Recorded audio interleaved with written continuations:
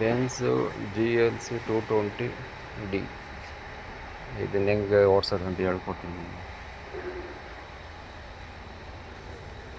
Automatic Benz ಕೀಲಿದೆ, unlock, door open, door close. System ನೋಡ್ಕೊಳ್ಳಿ, same Benz ಇದೇ ಥರನೇ. ಅವೆಲ್ಲ ಆಡಿದ್ದು ಹೇಳಿದೆ. ಇದು ಬೆನ್ಸ್, ಇದರಲ್ಲಿ ಗೇರ್ ಇಲ್ಲಿರಲ್ಲ. ಇದೆಲ್ಲ AC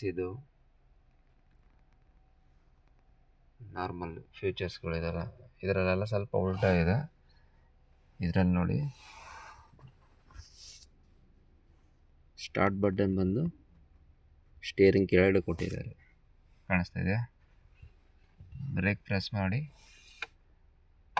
ಸ್ಟಾರ್ಟ್ ಬಟನ್ ಒತ್ತಿ, ಗಾಡಿ ಸ್ಟಾರ್ಟ್ ಆಯಿತು.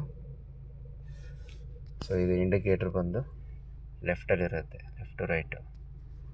ಇದು D mode, neutral, R reverse mode ಬಂದು ರೈಟ್ ಸೈಡ್ ಇಂಡಿಕೇಟರ್ ಕೊಟ್ಟಿದ್ದಾರೆ ನೋಡಿ, ಕಾಣಿಸ್ತಾ ಇದೆಯಾ?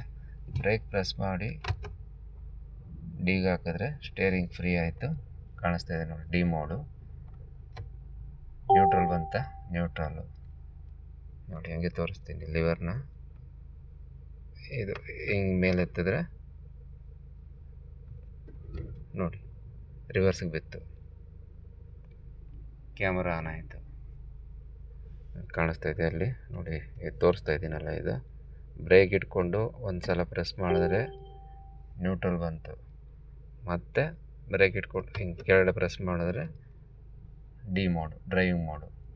ನಿಮ್ಗೆ ಇದರಲ್ಲಿ ಇನ್ನೊಂದು ಹೇಳ್ಬೇಕಂದ್ರೆ, ಡಿ ಮೋಡಲ್ಲಿ ಎಲ್ಲ ಸಿಗ್ನಲ್ ನಿಂತಾಗ ಬರೀ ಬ್ರೇಕ್ ಹಿಡ್ಕೊಂಡು ನಿಂತರೆ ಕಾಲು ನೋವು ಜಾಸ್ತಿ ಬರುತ್ತೆ.